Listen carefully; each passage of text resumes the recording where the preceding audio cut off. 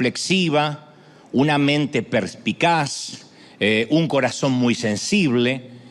Y en la contraportada del libro descubrió el nombre de la anterior dueña, la señorita Hollis Maynell.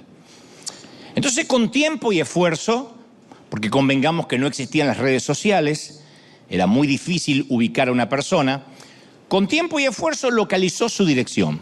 Vivía esta dama en la ciudad de Nueva York. Le escribió una carta presentándose el caballero, invitándola a corresponderle.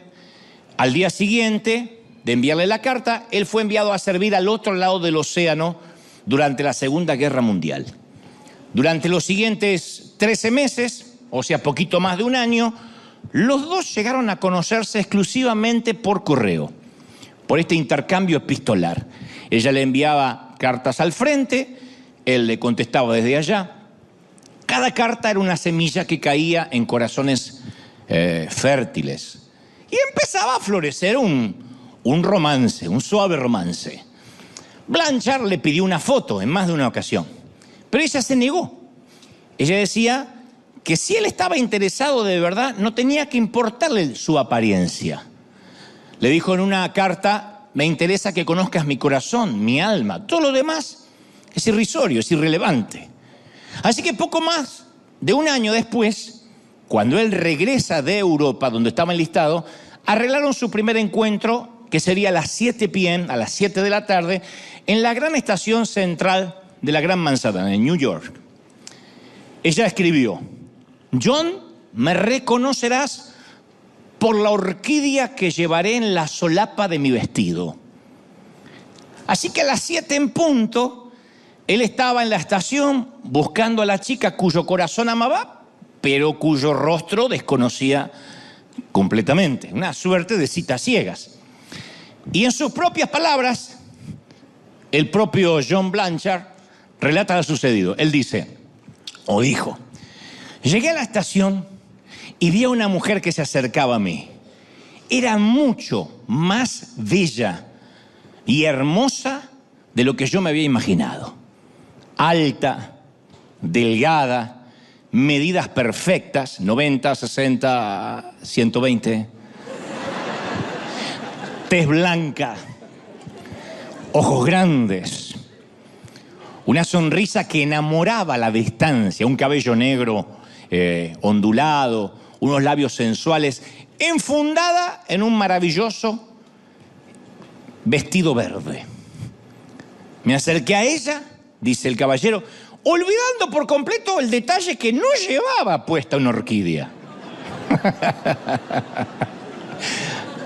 Así que cuando por fin estuve cara a cara con la dama, ella lanza una sonrisa provocativa y dice: ¡Hey! Mira por dónde caminas, marinero. Y acto seguido siguió de largo y entonces vi detrás a Hollis Maynell. Estaba de pie, detrás de la chica hermosa, con la orquídea, tal cual habíamos quedado, puesta en un vestido bastante raído, viejo. Una mujer bien pasada de los 50 años, de pelo muy canoso, recogido bajo un sombrero viejo. Era más bien rolliza, por decirlo de un modo fino, con sus pies de gruesos tobillos metidos en zapatos de tacón bajo. Y mientras veía este cuadro, la chica de verde se alejaba. En ese momento, dice John, yo me sentí tentado a escapar, a salir corriendo. Si me iba caminando rápido, si me pegaba media vuelta, me iba a perder entre los demás marineros y ella nunca sabría si llegué o no a la cita.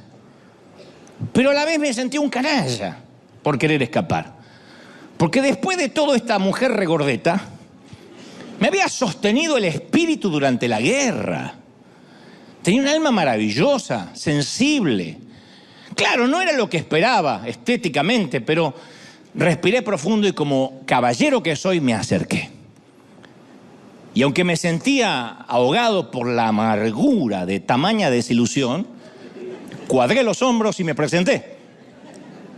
Le dije: yo soy el teniente John Blanchard y usted debe ser la señorita Maynell.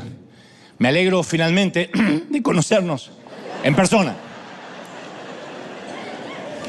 ¿Me permite que le invite a cenar? Y entonces la mujer me miró maternalmente y se sonrió. Dice, mire, no sé de qué se trata, mijo, pero la joven que acaba de pasar vestida de verde me pidió que usara esta orquídea en mi abrigo. Y me dijo que si usted me invitaba a cenar, yo debía decirle que ella está esperándolo en el restaurante que está al otro lado de la calle. Dijo que era algo así como una prueba. Eso es ser una muchacha sabia, ¿eh? Se ve que la chica sabía, dime a quién amas y te doy quién eres. Pero la señorita Meinel, de nuestra historia, no es la primera persona que intenta medir el corazón de su amado con una prueba. En las Escrituras, en el último sermón registrado por Mateo, el último sermón de Jesús, Jesús hace exactamente eso. Habla de una prueba. Él les enseña a todos la importancia del amor por aquellos que parecen insignificantes, estéticamente, emocionalmente, espiritualmente, lo que sea. En Mateo 25:31 adelantó Jesús cómo será el juicio final. Detalles que se nos escapan, porque cada vez que hablamos de estos versículos se nos escapan en qué contexto Jesús los dijo. Él dijo, cuando el Hijo del Hombre venga en su gloria, con todos sus ángeles, con todos, no con algunos, se sentará en su trono glorioso. Todas las naciones se reunirán delante de él, chinos, japoneses, musulmanes, de cualquier religión, raza, etnia. Y él separará a unos de otros, como separa el pastor las ovejas de las cabras.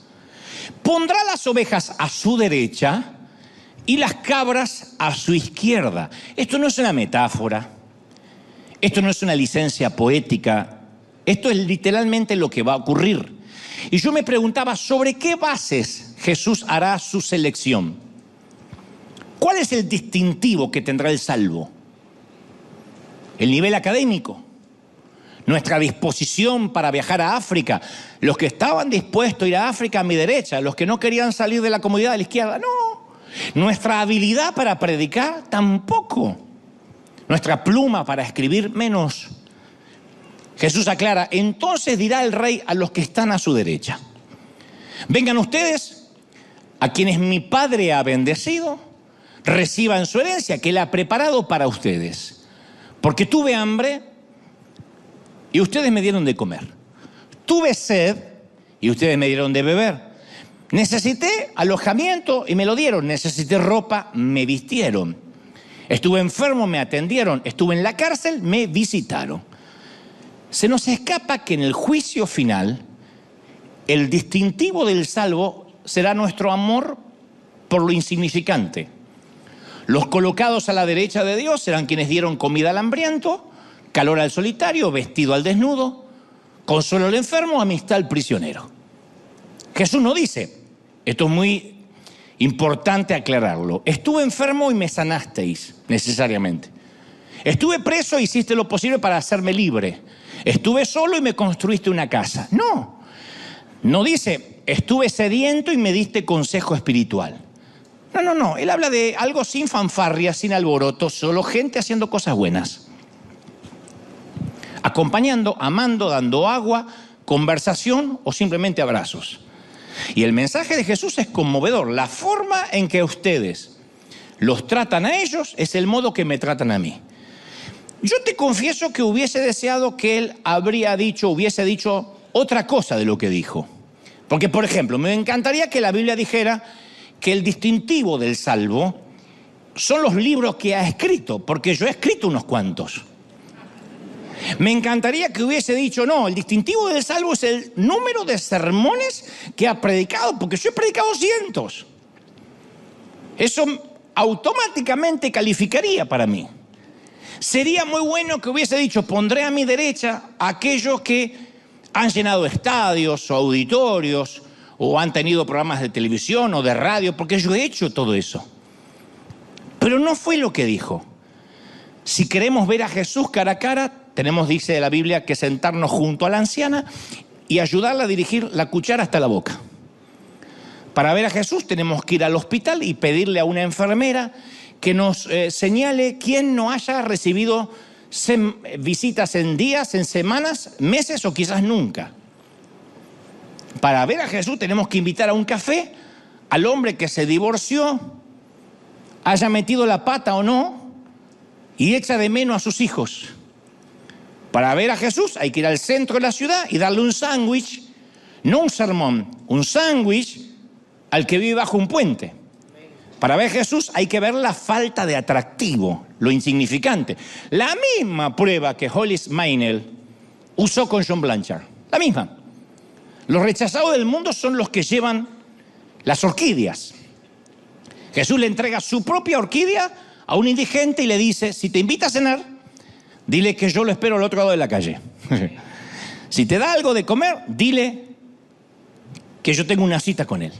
Si Blanchard se hubiera enfocado en la falta de atractivo de la señora de la orquídea, se hubiese perdido el amor de su vida. Nunca habría cruzado la calle. Si nosotros escapamos de los insignificantes y de los que llevan la orquídea, nos vamos a perder mucho más que el amor de nuestra vida. Cuando Francisco de Asís, dice la historia, le volvió la espalda a la riqueza porque quería buscar a Dios en la simplicidad e hizo una suerte de compromiso, de austeridad, él dice que en cierta vez se encontró con un leproso en el camino. Primero le pasó de largo porque iba afanado con sus cosas, pero después se detuvo, retrocedió y sintió que le debía dar un abrazo. Y después Francisco siguió su camino y a los pocos pasos volvió su mirada para atrás para ver al leproso y ya no había nadie. Y él predicaba y decía, por el resto de su vida él creyó y predicaba, aseguraba que ese hombre había sido Jesucristo, que era la prueba de su compromiso. Y yo digo, puede que haya estado en lo cierto. Puede que el leproso simplemente se haya ido o puede que haya estado en lo cierto. Porque Jesús vive en los olvidados, reside en los ignorados, hizo su casa en medio de los enfermos. Y a veces uno pasa por alto a esa gente pensando que nada tiene que ver con Dios, cuando al contrario es Dios mismo dándonos una oportunidad.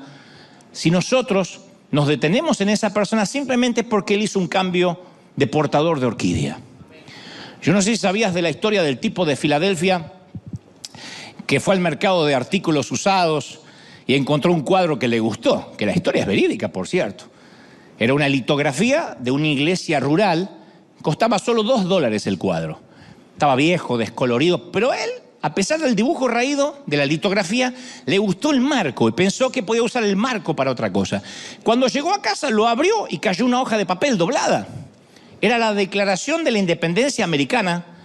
Lo que todos creían que era una pintura de $2 en un mercado de usados, contenía una de las 100 copias originales de la Declaración de la Independencia impresas el 4 de julio de 1776. Entonces, a partir de ahí uno descubre tesoros valiosos en lugares inesperados. Eso pasa, y es cierto, en el mercado de usados y en la vida real. Si uno abre los ojos, muchos vivimos en la rutina diaria y no alzamos los ojos para ver.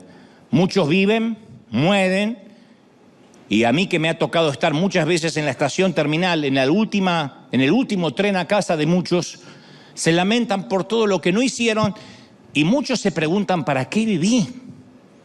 ¿Cuál fue el propósito? ¿De verdad pagar el crédito, pagar el mortgage, la hipoteca? ¿De verdad? Digo, no está mal pagarla. Lo que digo es, ¿de verdad ese era el propósito de la vida? Otros dicen, yo solo quería dejarle una casa a mis hijos. ¿De verdad renunciaste a tu propia vida para vivir una vida vicaria? Una vida prestada, para prestarle tu vida a los hijos. Está bien dejarles algo, pero renunciar al propósito propio. Yo supongo que no estás entre esa gente, no me miren así, esa gente viene al otro servicio, porque no estarías escuchándome aquí un domingo si estuvieras en ese grupo. Yo sé que quieres que tu vida importe, por eso mismo te voy a compartir algo de información que a mí literalmente me voló la tapa de los sesos. Es información explícita, clara, directa.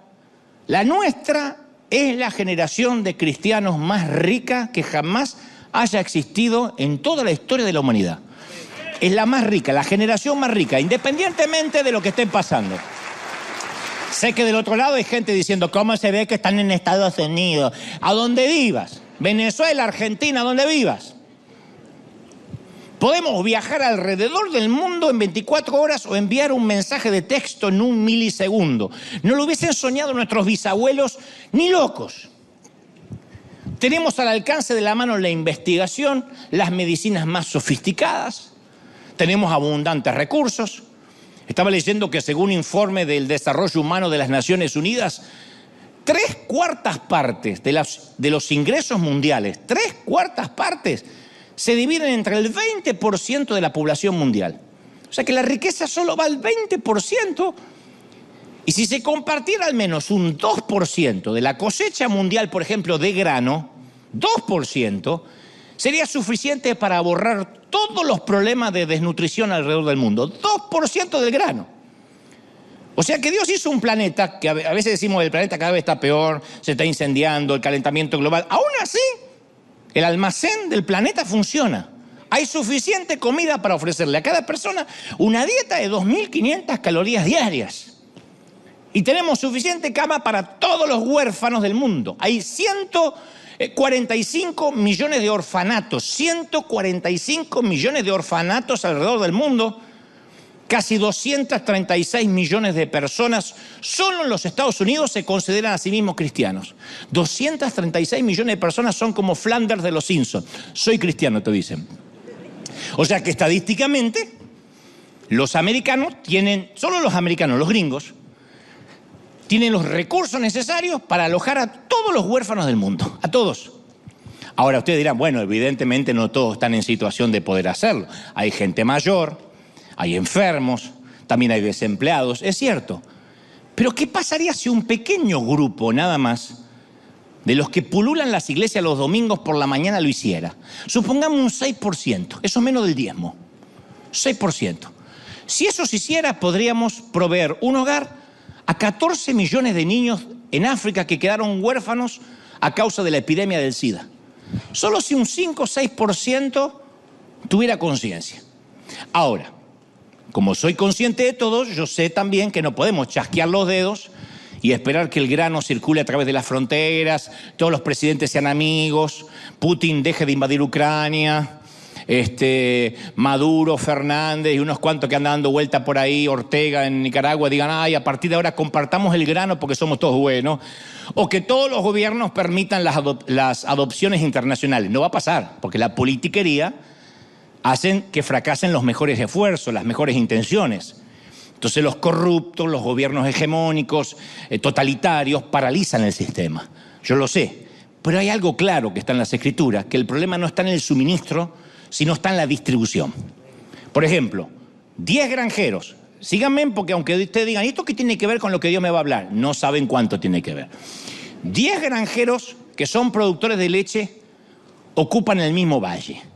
Y entre todos tienen un lote de 10 vacas lecheras. Pero las vacas no están distribuidas por igual entre los 10 granjeros. O sea, no les toca una vaca por cabeza. Uno de los granjeros tiene 9 vacas. Los otros 9 comparten 2 vacas. Entonces nos parece justo y no. Pero nosotros que tenemos las 9 vacas decimos, pero yo trabajé duro por mis 9 vacas. Yo trabajé duro para tenerlas. ¿Por qué las tengo que compartir? Pero esa no es la pregunta. La pregunta es, ¿por qué algunos pocos de nosotros tenemos tanto y la mayoría en el planeta tiene tan poco? La última vez que estuve en Uganda, me di cuenta que hay muchísimos niños que no saben lo pobres que son. No tienen la menor idea porque no tienen dónde comparar. No tienen con qué comparar. No tienen acceso a internet, no tienen acceso a streaming. No tienen ni idea que son pobres y que comen galletas de lodo. Conocí a un tal Moratti, un padre de 7 hijos, 7 u 8 hijos, que gana el equivalente a $1 a la semana. $1. Se rompe el lomo para alimentarlos. $1 a la semana. El tipo no es un criminal, no es mal tipo, no lastimó a nadie, no golpea a la mujer. Es un hombre, hasta donde yo sé, íntegro. Y yo digo, ¿por qué tanta diferencia? Porque Moratti tiene miedo, pero necesita un año para ganar lo que yo gasto una mañana en un Starbucks. Él necesita un año de trabajo para lo que nosotros gastamos en un café y algo para comer. Parte de la compleja respuesta, ¿cuál es? Y bueno, que nació en el sitio equivocado. Nació en un sitio desprovisto de seguros, pensión por invalidez, no tienen becas para la universidad, no tienen ayudas gubernamentales ni las van a tener, un lugar sin biblioteca, sin vacunas, sin agua limpia, sin rutas asfaltadas. Nosotros tenemos todo eso, Moratti no tiene acceso a nada.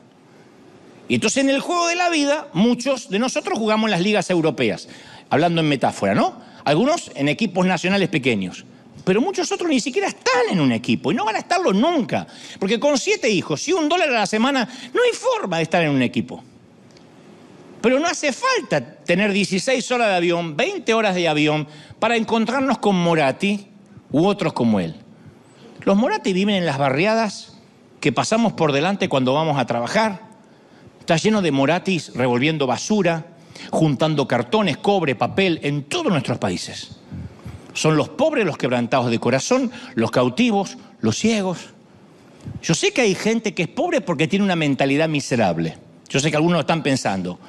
Hay muchos que con mente parásita que quiere que el gobierno los mantenga. De esos también hay. Son los mantenidos por ciertos sectores del gobierno para que vayan a sus movilizaciones, para que hagan paros generales, para que corten rutas con palos y para que voten vitaliciamente por ellos, por su candidato. Pero yo me refiero a esos pobres que no son parásitos, pero que tienen parásitos en el cuerpo que le debilitan la salud, que pasan 6 horas por día para recoger agua, o que el SIDA se llevó a sus padres, como nuestros huérfanos en Uganda. Entonces, ¿cuál es la solución a la pobreza? Se encuentra en la compasión que tenga el pueblo de Dios.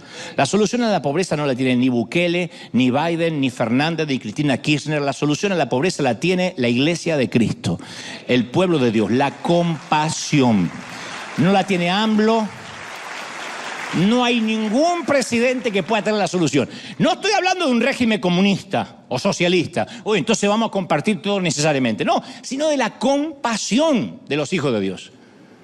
Ahora, yo sé que las soluciones fáciles no existen, pero la pobreza no es falta de caridad, es falta de justicia. ¿Por qué algunos de nosotros tenemos 9 vacas, mientras que el resto solo tiene 2 o 1? ¿Por qué 1.000 millones de personas se van a la cama con hambre todos los días, mientras que nosotros estamos sufriendo porque se nos colgó Netflix? 1.000 millones se van a la cama con hambre. ¿Por qué mueren 30.000 niños por día, 1 cada 3 segundos, de hambre o de enfermedades que se podrían prevenir? Ahora ustedes dicen, pero uno solo no puede hacer nada. No, pero todos juntos podemos hacer mucho. Eso fue River, eso sigue siendo River. Una iglesia que dice, esto es iglesia. Podemos hacer mucho, ¿sí o no?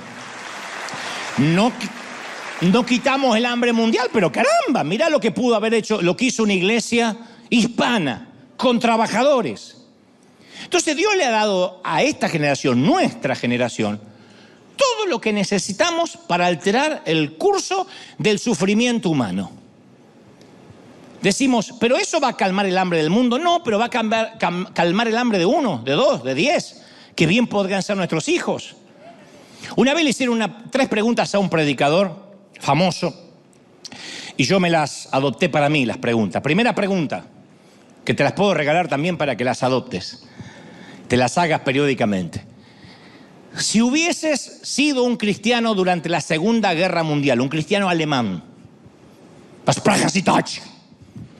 ¿te hubieses posicionado en contra de Hitler sabiendo que tu vida está en peligro? Hubiese dicho, no apruebo lo que hace Adolfo Hitler. Segunda pregunta. Si hubieses vivido en el sur de los Estados Unidos durante el conflicto por los derechos civiles, ¿te hubieses declarado en contra del racismo? Cuando la gente de color no podía utilizar los baños de la gente blanca, cuando no podían entrar a los mismos bares, no podían subir a los mismos buses, ¿te hubieses puesto del lado del otro color? Tercera pregunta. Cuando tus nietos descubran que viviste en una época donde había 1.750 millones de pobres y 1.000 millones pasaban hambre, ¿cómo van a juzgar lo que hiciste? ¿Qué hiciste, abuelo? No importan tanto las 2 primeras preguntas porque son hipotéticas. A mí me gustaría pensar que me hubiese posicionado en contra de Hitler y que hubiese luchado contra el racismo. Me gustaría pensar, por ahí me moría de miedo y no lo hacía. Pero esos no fueron mis días. Esas elecciones no fueron mías. La tercera pregunta es la que me conmueve. Porque no solo nos tocó vivir en la generación de Messi, y bueno, ya que está Ronaldo, sino que nos fue dada una oportunidad única. Un día nos pondremos viejos, vamos a mirar atrás y vamos a darnos cuenta que era Jesús quien llevaba las ropas harapientas. Te doy mi palabra. Era Jesús el que estaba en el orfanato, era el que estaba en la prisión, en la chabola, en la casita de láminas, en los cordones de emergencia, en las casitas de cartón. Para los cristianos no hay nada más sublime que esto. Cuando amamos a los que pasan necesidad, estamos amando a Jesús. Él dijo, y eso será lo que determinará quién va a mi derecha y quién va a mi izquierda. Yo hace poco volví a leer acerca de aquella pequeña mujer albanesa que nació en los Balcanes, en un hervidero étnico, totalmente tímida, introvertida de niña y así lo fue de adulta. Pequeña de 3 hermanos, y en algún momento de su vida esta dama se convenció de que Jesús andaba, ella solía decir, disfrazado de pobre. Ella dijo, ¿cómo no pueden verlo a Jesús? Está disfrazado de pobre en cada esquina. Le dijo a las madres, denme sus hijos nonatos, no los aborten. Si no pueden criarlos, yo lo voy a hacer porque son preciosos para Dios. Yo digo, ¿no será que Dios levantó una Madre Teresa para decirnos, tú también puedes marcar la diferencia, hayas sido el menor, el cuarto de quinto hermano, hayas nacido en México, en Colombia, Honduras, en Dominicana, yo puedo hacer cosas grandes contigo si te dispones a amar? ¿No será que Dios nos está hablando eso, sí o no? Puedes hacer algo que perdure. La gente a la que Jesús le entregó su orquídea viven en nuestro barrio, siguen viviendo ahí. Otros viven en junglas que no vamos a llegar nunca. Tienen nombres que nunca vamos a poder pronunciar. Algunos de ellos juegan en los cordones de emergencia, comercian con sexo en una calle oscura. Algunos de ellos caminan 3 horas para ir a buscar agua, esperan todo el día por una inyección de penicilina. Todo el día. Y cuando llegan dicen, se acabó el lote, no mandan. Algunos llevan sus propias cargas, sus propias cruces. Otros heredaron la desgracia de sus papás, de sus padres, de sus abuelos. Claro, ninguno de nosotros puede ayudarlo a todos. Pero todos nosotros, estoy convencido, podemos ayudar a alguien. No hubiésemos mandado casi $9 millones el año pasado a toda América Latina si no nos convenciéramos de que para alguien es una diferencia. Y cuando los ayudamos, amamos a Jesús. No me digas, dice el Señor, que me amas a mí, que no me puedes ver, si no puedes ser compasivo con mis pequeños que sí estás viendo. No puedes adorar a un Dios que dices amar y odiar al que está al lado. No puedes. Por mucho que seas salvo, irás al lugar de los cabritos. A mí eso me conmueve, me hiela la sangre. Ahora, dicho esto, y me están mirando todos muy serios, decía, estaba linda la historia romántica, pero después se puso feo. Es muy probable que a esta altura del mensaje, y lo siento en la atmósfera pesada, y en casa también, sintamos que no estamos haciendo nada por nadie. Y uno empieza a estar consciente de su propio egoísmo, ¿no? Dice, qué egoísta. Así que por un momento, y esto va dirigido para los que son muy inteligentes, o sea, todos, no los mononeuronales, los que tienen una sola neurona rebotando, sino todo el resto que viene aquí. Y usando la psicología inversa, voy a intentar ser el abogado del diablo y hablar en nuestra legítima defensa. ¿Estamos bien? Para que no nos sintamos tan egoístas. Voy a poner como, voy a ser el abogado del diablo y nos vamos a defender un poco, porque yo sé que hoy algunos le están cambiando de nalga así de que empecé a hablar. Entonces, para que las hormigas no molesten tanto, las hormigas del egoísmo, voy a ser el abogado del diablo, te voy y me voy a defender.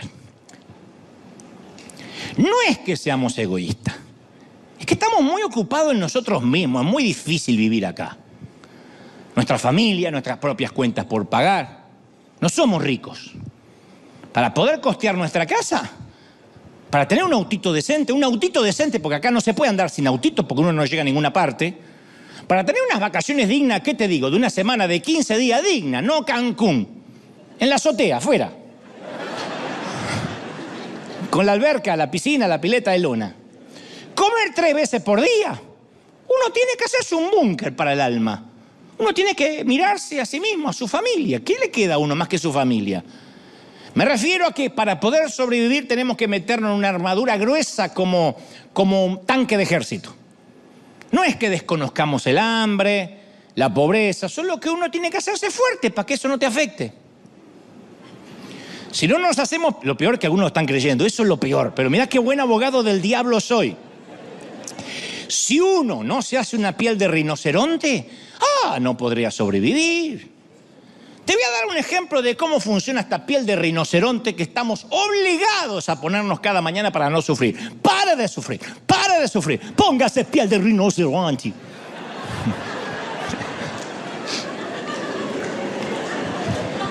Ejemplo, vamos al mercado.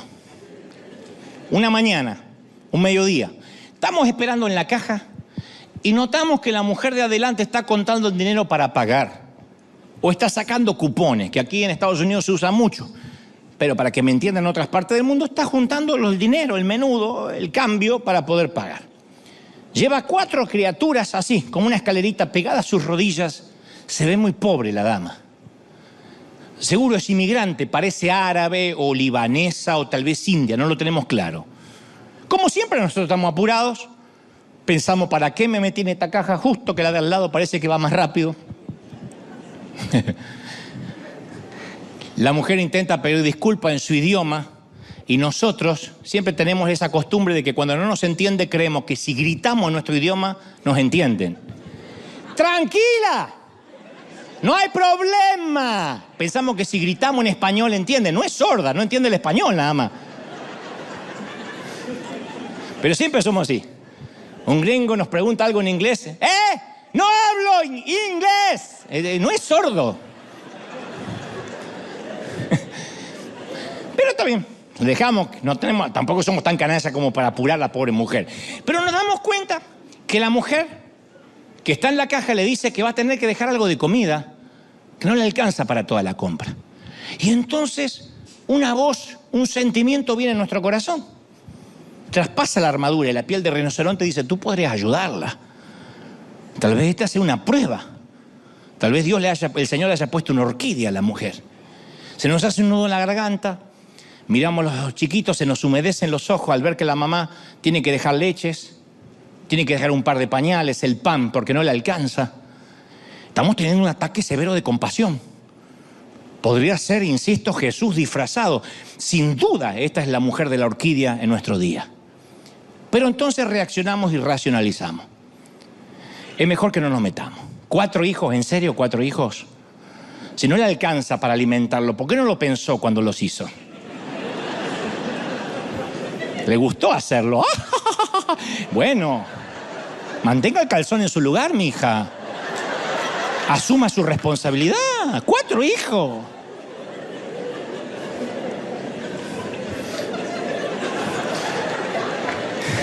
Si fuera sabia, no se dejaría hacer hijos. Además, yo trabajo muy duro toda la semana y tengo mis propios hijos. Tampoco puedo andar haciendo beneficencia a todo el mundo que se me cruza. Después de todo, ¿a mí quién me paga la compra? A mí no hay nadie que me la pague. Y tampoco nadie me viene a ayudar a mis críos. Listo. La armadura del alma sí funciona. Levantamos los vidrios polarizados de nuestro búnker, dejamos de verla. Señor, mi Dios. Debe ser que Dios te está haciendo tiempo para que adores. Desviamos la vista hasta que la mujer se va. Y apenas salimos del mercado nos olvidamos de la mujer. Ya está. La mujer cruza la calle y desaparece de nuestra vida. Caso cerrado, no es mi problema. No son mis hijos. Y así funciona todo el día con el resto de la gente de las orquídeas. Cuando las noticias hablan de los refugiados afganos, subimos la ventanilla y cambiamos a Netflix y nos atiborramos de una maratón de series. Cuando en el semáforo aparece un indigente con un letrero de cartón, cerramos la ventanilla y razonamos, si le doy unas monedas, capaz que se lo gasta en vino, en alcohol. Y así que, como nosotros también educamos a nuestros hijos para que hagan lo mismo, también le ponemos una coraza. Hijo, no mires, hijo, es feo mirar a esos hombres no lo mires, mira tu celular. Mira tu celular, no lo mires, que ya nos vamos de este semáforo. Si se acerca un niño para pedirnos algo de comer, razonamos que seguramente detrás de él hay una red de explotación, debe haber un adulto que lo manda a pedir, así que no nos arriesgamos, porque estos son parásitos, así que es mejor no darle nada, le das algo y por ahí se compra droga. Así que mejor no darle nada. Y es la misma coraza que nos mantiene blindados durante la semana que también funciona para el domingo, porque no la dejamos en casa. Llegamos el domingo y el pastor nos habla de las regiones del mundo donde no hay agua limpia, nos dice que nuestra semilla cuenta, pero nosotros tenemos nuestros propios problemas. Está bien, miles de niños comen galletas de lodo con aceite. ¿Pero qué de mi hijo que está estresadísimo, que le están haciendo bullying en el colegio porque no tiene su iPhone 14? Yo quiero comprarle su iPhone 14 porque está sufriendo. Todos tienen un iPhone 14 y él tiene el 11. Y no es nada. Deberías ver cómo estamos sufriendo en la nueva casa que nos mudamos, que es más amplia, es verdad, pero es malísimo el Wi-Fi en esa zona. Y eso nos tiene estresados, orando, ayunando. Aparte, ¿qué podemos hacer nosotros para paliar el hambre de Sudán? Para solucionar la explotación sexual de Camboya o acabar con la pandemia de la malaria. Bueno, en todo caso, en un despilfarro de dadivosidad, ahora cuando voy pongo $1 en la ofrenda confiando en que Dios me va a dar 10 veces más. Mi pregunta es, ¿por qué escondemos la cabeza como un avestruz? Bueno, porque los problemas son inmensos. 1.000 millones de pobres, sí, 1.000 millones. Y nosotros tenemos nuestros propios problemas. Eso es cierto, tenemos nuestras cosas. ¿Cómo podemos cambiar el mundo si siquiera podemos cambiar nuestros hábitos? Por eso no queremos ver, para no sufrir. Así que, señor juez, señor fiscal, distinguidos señores del jurado, hasta aquí llegó mi débil y raquítico alegato como abogado del diablo. No es que seamos insensibles y egoístas, nos ponemos corazas porque paramos de sufrir. Nada más. Pero sigamos adelante. La Biblia narra en Hechos 3:4 aquella famosa historia que ocurre en la Puerta de la Hermosa, que había un indigente que estaba allí, no podía andar, se arrastraba sobre sus rodillas para desplazarse, pasaba su día en el contingente de mendigos que codiciaban las monedas de los que venían a adorar y entraban al patio de Salomón. Y Pedro y Juan estaban entre ellos. El hombre necesitado, indigente, vio a los apóstoles y les pide dinero, no les pide un consejo espiritual. Y ellos no tenían nada para darle, pero igual se pararon. Dice Pedro y Juan, fijando en él los ojos, le dijeron, míranos. Los dos miraron, dice la palabra, al hombre con tal compasión que él estaba atento pensando que les iba a dar algo. O sea, no lo miraron con vergüenza, no dijeron, no mires que me hace mal, otro indigente más. Ya se fue Jesús y sigue habiendo indigentes, yo no sé cuándo esto va a terminar. No se irritaron, no lo rechazaron, no hicieron un comentario cínico. Es muy difícil, yo sé que es muy difícil ver el sufrimiento de la gente a la cara. Es más cómodo mirar para otro lado, siempre. Porque el sufrimiento humano no es agradable a la vista. Uno mira las mejillas polvorientas de los refugiados pakistaníes, los ojitos de los chiquitos que quedan en las fronteras deportados, las siluetas de la gente que a veces vemos a la noche cuando venimos de cenar debajo de un puente calentándose en un bidón grande con fuego. Los informes dicen que 1.7 millones de personas viven con menos de $1.15 al día. ¿Y nosotros qué vemos cuando los vemos? ¿Qué vemos? ¿Qué sentimos? Mateo 9:36 dice, y al ver las multitudes Jesús tuvo compasión de ellas, porque estaban desamparadas y dispersas como ovejas sin pastor. Entonces esta palabra compasión, que ya no abunda en las congregaciones, es una de las más extrañas que aparecen en la Biblia. El léxico del Nuevo Testamento griego dice que la palabra significa ser conmovido hasta las entrañas, acá adentro, hasta acá. Es como un retorcijón de panza. ¿Por qué es esto? Porque comparte la raíz de la palabra con la palabra esplagnología, que es la rama de la anatomía dedicada al estudio de las vísceras. En otras palabras, la compasión literalmente es una patada al estómago. ¡Pac! Eso es la compasión. No es, sí, le di una moneda. No. Fui al Mac frito y dejé $1 más porque lo mandan a África. Eso no es compasión. Eso es limosna, tip. Quizás es por eso que no queremos ver. Porque nos da una patada en el estómago. Porque uno entiende que hasta empieza a crear los hijos diferentes.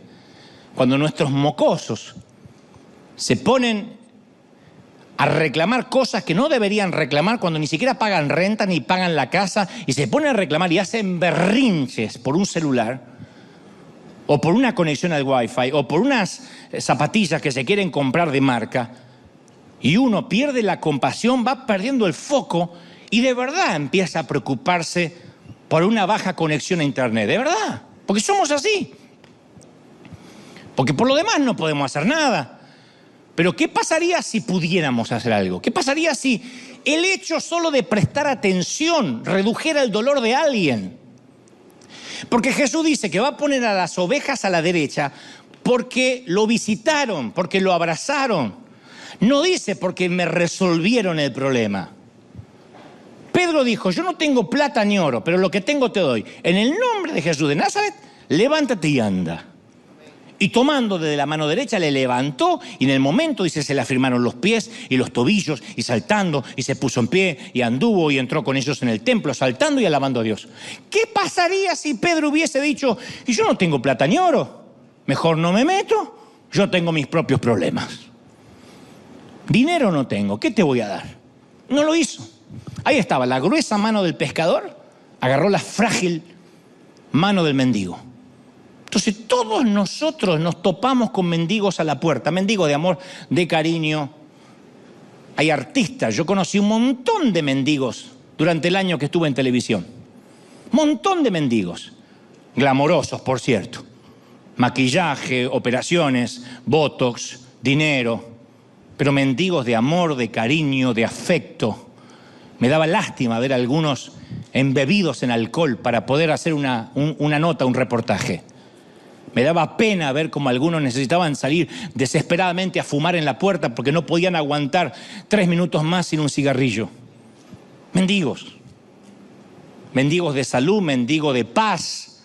Tuve invitados que me decían, yo le tengo miedo a todo. No solo a volar, le tengo miedo a comer, le tengo miedo a vivir, tengo miedo a respirar, lleno de tics. Uno de los exitosos en su rubro. Y ahí están. Y yo tengo la desesperación de querer predicarle, de querer que cambie de vida, de que se arrepientan. Y el Señor lo único que me dice, míralo a los ojos, míralo, obsérvalo y abrázalo. Pero nosotros tratamos de no mirar a los ojos para no ver la persona. Yo una vez te conté una escena de una película donde una pareja sale de cenar y ve a una vieja prostituta durmiendo encima de unos cartones en la puerta de un viejo burdel. Y ella dice, deberíamos hacer algo por ella. El caballero responde, no nos metamos, es solo una vieja ramera. Pero tiene que ser algo más que eso, dice la mujer. Quizás sea una madre. ¿Hablas en serio?, dice él. Estas mujeres no suelen tener hijos. Y si los tienen, los abortan. Bueno, quizás tenga un esposo, un novio. ¿Qué tal un amante? ¿Que la eche de menos? Menos, dice el caballero. Estas mujeres están condenadas a la soledad. La dama piensa un momento más y dice, bueno, pero hay algo que seguro sí es la hija de alguien. Seguramente alguna vez fue una niña en los brazos de un papá. Y seguramente alguna vez soñó con tener una casa, una familia e hijos. Mucho antes de que supiera lo que es el sexo y la prostitución, jugó con muñecas y fue a una escuela. Eso ya es algo. Fue la niña de alguien, así que debajo de esa piel arrugada, curtida y manoseada por cientos de hombres, se esconde una niña. ¿Ves? Ya tenemos una buena razón para sacarla del frío y darle de cenar esta noche. Ese es el secreto de la compasión.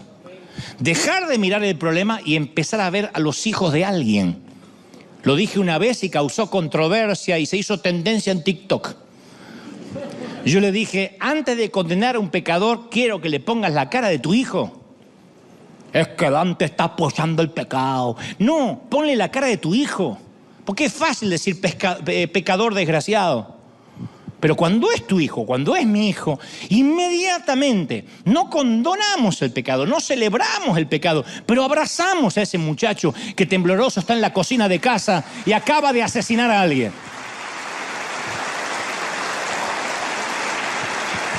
Hay algunas áreas de África del Sur dominadas por los zulúes, donde la gente se saluda con una frase que significa te veo.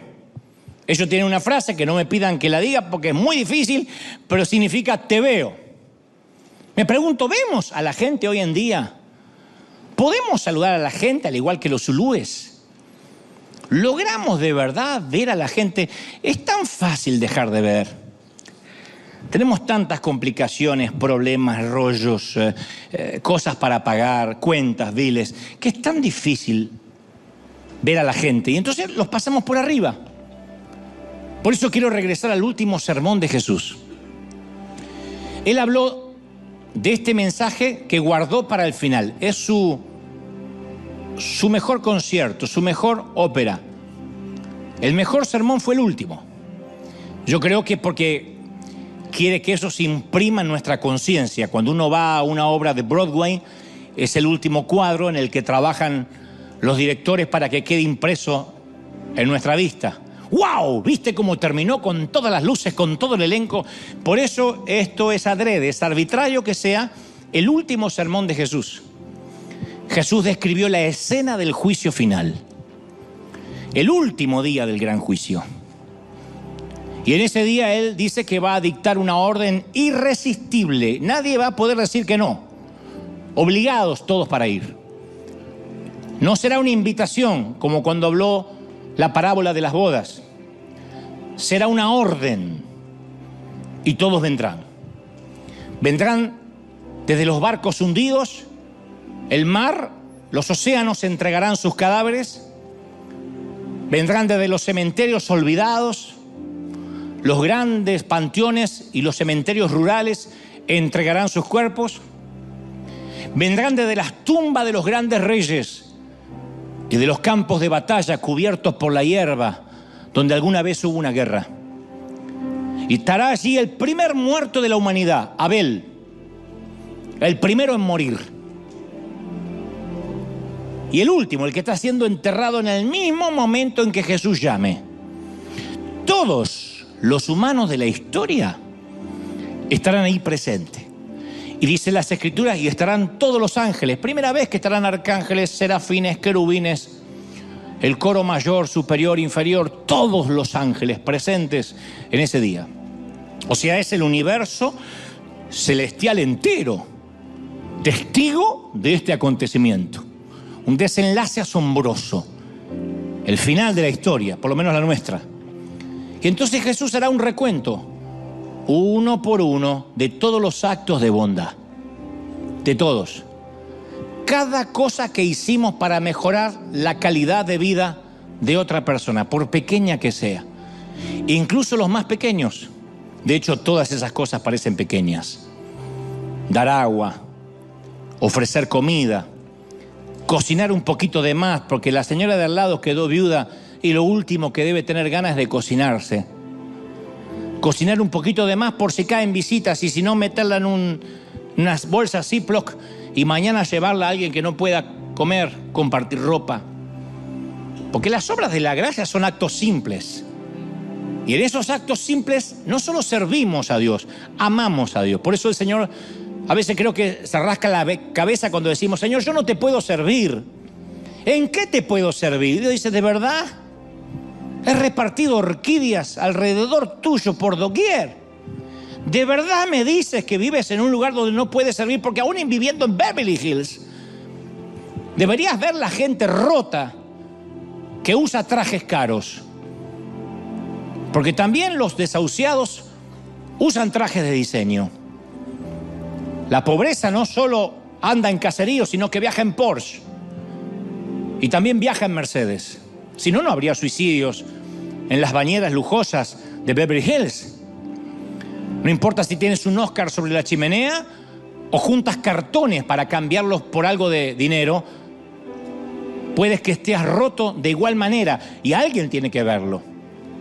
Y en algún punto el Señor apartará a los unos de los otros, dice la Biblia. Las ovejas de los cabritos, Mateo 25:32. Las ovejas de los cabritos. Todos los pastores hacen eso, los pastores de las ovejas animales, ¿no? Caminan entre rebaño uno por uno, dirigen a los cabritos en una dirección y a las ovejas en otra, no pueden convivir. Yo digo, wow, esta imagen del buen pastor caminando en medio del rebaño de la humanidad va a ser muy fuerte. Dante, de aquel lado. Godofredo, de este lado. Laura, de este lado. No, su ex esposo no vaya con ella, va para el otro lado. ¿Para qué lado va cada quien? No lo dije. Porque por ahí el ex esposo supo verlos necesitados y Laura se congregaba y nunca le importó el que se sentaba al lado. No sé. Es difícil imaginar ese momento sin que de pronto aparezca la pregunta que hicimos al inicio. ¿En base a qué Jesús separa a la gente? ¿Por qué la separas? Y Él nos da la respuesta. Bueno, los de la derecha, las ovejas, son los que me alimentaron cuando estuve hambriento. Me trajeron agua cuando estuve sediento, me albergaron cuando estaba solo, me vistieron cuando estaba desnudo, me consolaron cuando estaba enfermo, me visitaron cuando encarcelado. El lado de los salvados lo determina la preocupación de aquellos que pasaron por necesidad. Ahora, detalle muy importante antes que alguien se confunda. La compasión no salva a nadie. De otro modo, Shakira, Thalía y tantos que tienen fundaciones para ayudar a huérfanos se asegurarían el cielo. O Donald Trump, que también es un filántropo. La salvación es obra de Cristo. Pero la compasión, ojo, guarda esto en tu corazón, la compasión es la consecuencia de la salvación. Él no está apartando a la izquierda y a la derecha solamente por el criterio si hicieron algo por los desamparados o no, sino que los está apartando porque si no tuvimos compasión es porque realmente nunca fuimos salvos. Decir yo fui salvo pero nunca tuviste compasión, no. Tú lo único que hacías era fingir y perdiste tu tiempo, muchísimos domingos de tu vida en alguna iglesia. El distintivo, no lo que te hace salvo, el distintivo de ser salvo es la compasión. No me digas que eres salvo si en esta semana no te compadeciste y ayudaste a alguien, porque eso es inherente, eso se te pega sí o sí. Es como dije la semana pasada, no me digas que hablas con Dios y no lo reflejas. No me digas que es una persona de muchísima oración y tu cara no lo refleja y vives apesadumbrado, enojado, maltratando, porque tú lo que haces es rezar, tú no oras. Automáticamente uno contempla a Dios y refleja a Dios. Uno es salvo y sí o sí tiene compasión. Los salvos no son los que van a los congresos, los que pasan al altar, los que le agarran la chiripiorca, los que le agarran el tembleque, los que se caen por el poder de Dios, los que hablan en lengua. Los salvos son los que miran al pequeño porque ahí está Dios disfrazado. Eso lo dice el Señor en el día del juicio final.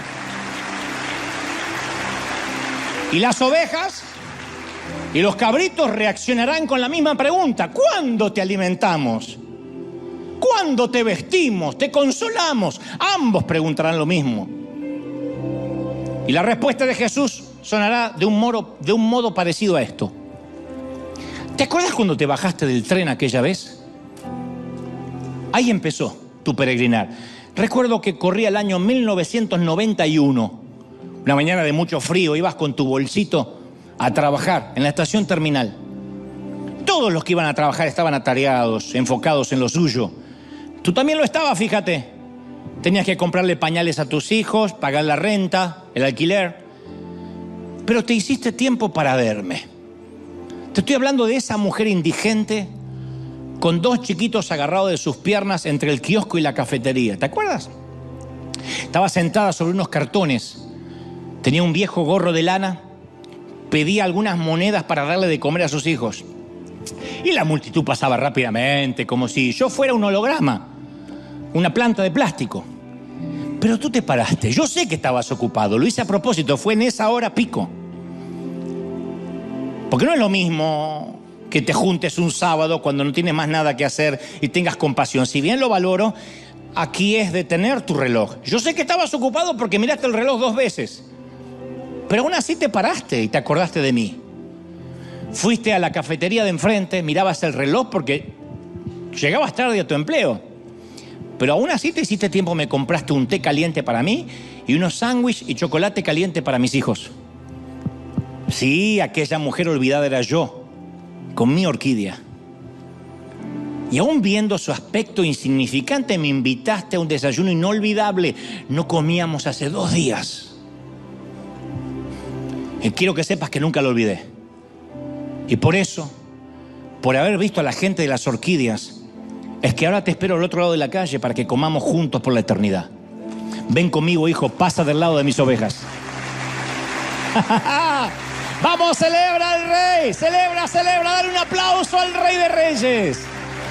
Vamos a celebrar. Si crees que Dios habló, ponte de pie y celebra al Rey con un gran aplauso para decir: Señor, tú has hablado con tu pueblo, has hablado conmigo, has tocado mi corazón. Bendito sea Dios. Celebra, celebra.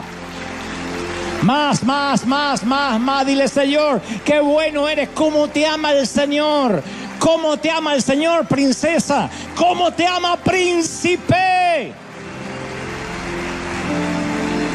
¡Aleluya!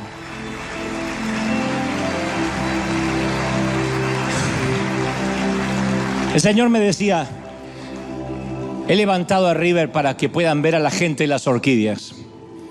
Y las orquídeas están distribuidas por doquier, en casas de lujo y en casas muy pobres. Creo que eso es lo único que nos ha sostenido.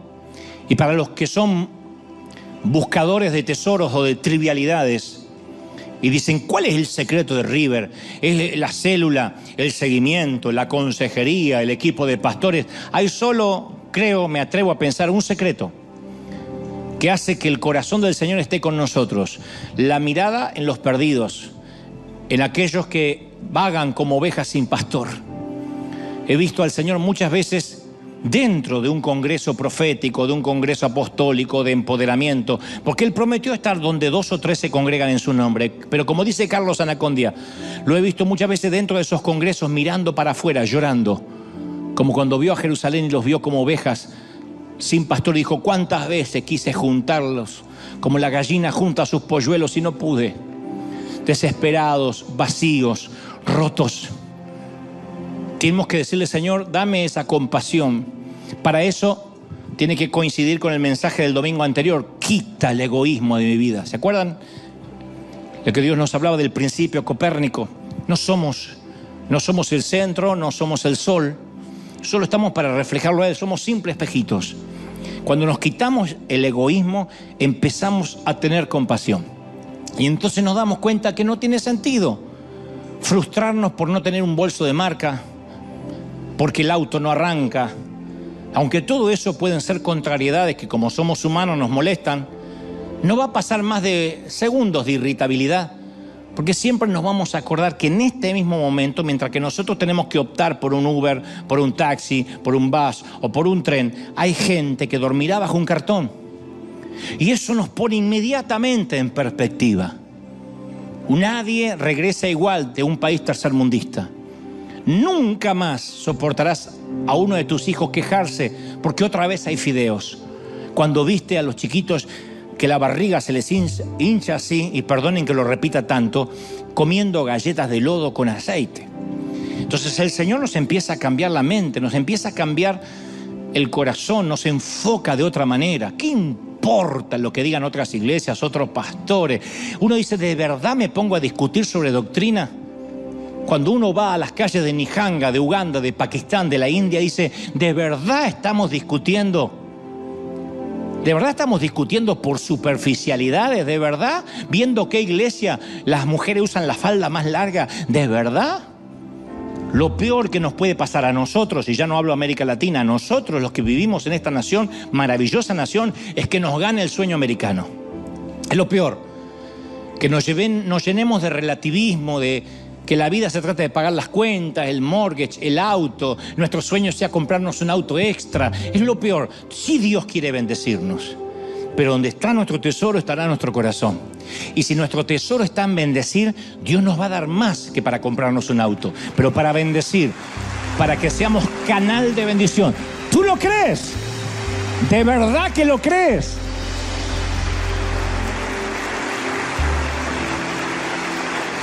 Y Dios dice: River, yo te felicito porque has bendecido gente que no conoces. Hemos llegado a países donde nunca nos van a dar las gracias y hay gente que ni sabe que esto vino de una iglesia. Solo dicen: gracias Jesús. Es lo único que sabe. Por esa conexión divina, esa triangulación eterna que hemos hecho, es lo que el Señor hace que anote en su libro de memorias. Lo has hecho. Eso es la ofrenda.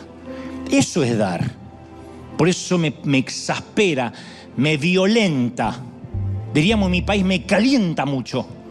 Cuando alguien hace pactos de dinero, pasa aquí, si quieres un auto del año, trae tus $1,000 y trae 10,000 más si quieres que Dios te dé tu casa. Porque Dios nunca dijo que la prosperidad vendrían para nuestros lujos. Dios nos prospera para que veamos al pequeño, para que demos comida al hambriento, para que demos agua al sediento, visitemos al preso. ¿Tú lo crees de verdad? Y Dios dice: iglesia, te he levantado como un estandarte, como un lighthouse. Te he levantado como un faro en medio de la niebla. Y los que no, dile: Señor, lléname de compasión. Vas a ver a los que están del otro lado, les digo ahora que estamos conectados en todo el mundo, que aquellos que están sufriendo, mi pastor no me da el micrófono, yo tengo el deseo de predicar y no me unge, y el púlpito nunca me lo dan, yo deseo cantar y nunca estoy ahí. Vas a ver que todo eso pasa a ser una bobería. Vas a decir: pobres esos que lo único que pueden hacer es cantar, porque hay tanto para hacer. La mies es mucha, los obreros son pocos. Sigue reunida la Trinidad diciendo: ¿a quién enviaremos? ¿A quién enviaremos? Todavía esa reunión de board, de comité en los cielos, no se terminó. ¿A quién enviaremos? Y Él deja que oigamos la reunión para que alguno de nosotros digamos: Señor, heme aquí, envíame. Envíame. Hace falta teología, hace falta doctorado para comprarle un sándwich a alguien. Hace falta, lo único que hace falta es conexión con el Espíritu Santo, para que Él mismo te diga: págale al que viene atrás. Aunque no lo vuelvas a ver, Dios te va a hablar y Dios va a abrir puertas donde no lo hay. ¿Tú lo crees? Yo siento que eso va a ocurrir. Y va a empezar, miren, va a empezar una cadena de favores. Cuando esa cadena de favores empiece a articularse, esto no se va a detener. Puede que veamos que somos una congregación pequeña en relación a los miles que mueren de hambre por día, pero la cadena de favores funciona así. Ustedes saben cómo son las modas en internet, las modas en Instagram. Cuando dicen: es tendencia, está en topic, está en topic de tal cosa o determinada estupidez, o alguien que hace una bobería